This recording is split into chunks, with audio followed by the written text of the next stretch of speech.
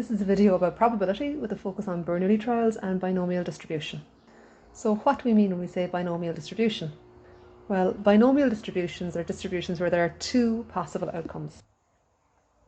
And James Bernoulli, who was a Swiss mathematician from the 17th and early 18th century, did a lot of research on these, so we tend to refer to this type of probability as Bernoulli trials, but the two phrases are fairly interchangeable. We have to be able to identify the situations in which Bernoulli trials are applicable. So we need to know the list of characteristics of this type of trial. So as we said, since binomial distribution and Bernoulli trials are pretty much the same thing, one of the characteristics is that the situation must have two outcomes. We often refer to these two outcomes as success and failure. And we get to define what success and failure mean in the context of the question that we're dealing with. Trials must be independent, so the outcome of one trial mustn't affect the outcome of the next. The probability of success and the probability of failure must remain constant, and there must be a fixed number of trials. And once a situation meets all of these criteria, then we can deal with it using Bernoulli trials or binomial distribution. So now just a little bit of notation relating to this. First of all, we have P. P is the probability of success, whatever we deem success to be in the context of the question. Next we have Q. Q is the probability of failure, and again, just depending on what we define failure to be in the context of the question. Since there are only two possible outcomes, success and failure, one of these must happen, so we can state that P plus Q must always equal 1 for a Bernoulli trial. This can be useful because if we know P but we're not told Q, we can easily work it out, and vice versa. Next we have N. N is just the number of trials in the question. And finally we have R, and R is the number of successes. And the formula that we use for binomial distributions, which can be found on page 33 of your log tables, is that the probability of R successes equals N choose R times P to the power of R Q to the power of N minus R. And just to break this formula up a little bit, this NR notation that we see at the start could also be written as NCR, and this is the button that you'll use in the calculator when evaluating this.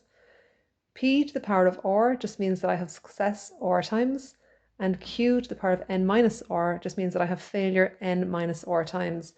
Now, of course, if I have N trials and there are R successes, well then whatever's left over out of N is the number of times that I have failure, and that's where we get the N minus R from. So let's have a look at an example. So I flip a coin 7 times and I want to find the probability of getting heads exactly twice. Now let's just have a think for a moment about how this actually is a Bernoulli trial. So first of all, I flip a coin and I have two possible outcomes. I can get heads or I can get tails. Each flip of the coin is not influenced by what happened the previous time. The chances of getting heads and the chances of getting tails doesn't change from flip to flip. And I have a fixed number of trials because I'm going to do this 7 times. So before I begin to use my formula now, I'm just going to state for myself nice and clearly what P, Q, N and R are. So first I must define what I mean by success and failure here. So I'm going to call getting heads a success because that's what I'm focusing on in the question. And the probability of getting heads on any individual flip is 1 over 2. If P is success and that's heads, then Q, which is failure, must be tails in this case. And of course the chances of getting tails on any flip of a coin is 1/2. Earlier we stated that P plus Q should equal 1, and you can see that's definitely the case here. N is the number of trials, and as we said earlier, we're going to do this 7 times, so N is 7. R is the number of successes that I'm interested in, and in this case I want to get heads exactly twice. Heads is success, so R is going to be 2. So now I'm ready to use the formula. So the probability of getting 2 heads in 7 flips is N choose R, which is 7 choose 2, times P to the power of R, in this case that's 1/2, so I want to get heads twice, times Q to the power of N minus R, and if I'm getting heads twice, well, I'm getting tails 5 times. That's 7 minus 2, giving us the 5. And we can put this into our calculator, and in this case we get a result of 21 over 128, or 0.1640625. Okay, let's look at a second example. So in this example, we have a darts player, and the probability of the darts player hitting the bullseye with the dart is 2 out of 7. And we have two questions. First of all, to find the chances that she will hit the bullseye 4 times out of 5 tries, and secondly, that she'll miss 3 times out of 4. If you feel confident after seeing the last example that you can try this yourself, then pause the video now and give it a shot, and then play and see if you're correct. So just like before, it's a really good idea to start off by defining what we mean by success and failure and making a note of our values for N, R, P and Q. So in this scenario, we're going to take a success as being hitting the bullseye, and we're told in the question that that has a value of 2/7.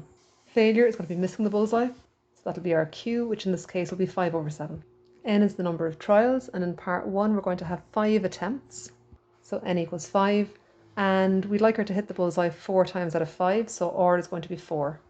So our calculation for the probability of 4 hits in 5 times will be 5 choose 4 by 2/7 to the power of 4, so that's hitting the bullseye 4 times, by 5/7 to the power of 1, so that's missing the bullseye once.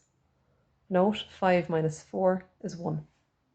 We put this into our calculator, and we get a result of 400 over 16,807, which is approximately equal to 0.023799607.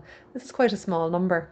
It's approximately 2%, so she's roughly a 2% chance of achieving this.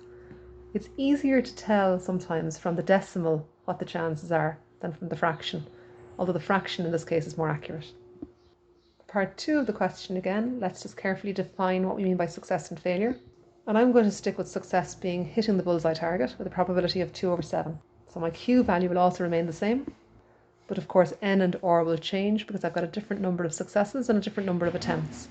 Now I have to be just careful this time because, okay, I've got 4 attempts, that's my N.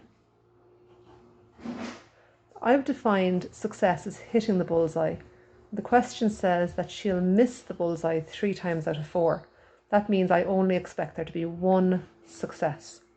Just be careful how you read the question when deciding these values. So now we're calculating the probability of missing 3 times in 4, or of course you could phrase this as hitting the target 1 times in 4. So my calculation is 4 choose 1 by 2/7 to the power of 1, so I want to hit the target once, by 5/7 to the power of 3, so N minus R, 4 minus 1 is my 3. I want to miss the target 3 times, and this is in line with what I'm being asked in the question. When we go to our calculator, we get a result of 1000 over 2401, which is approximately equal to 0.4164913. You can see there's quite a high chance of this outcome happening, of her hitting the target once in 4 or missing the target 3 times in 4. It's about a 42% chance that this would happen. Remember that we can find the formula for this in the log tables on page 33, and that we must know the defining characteristics of a Bernoulli trial.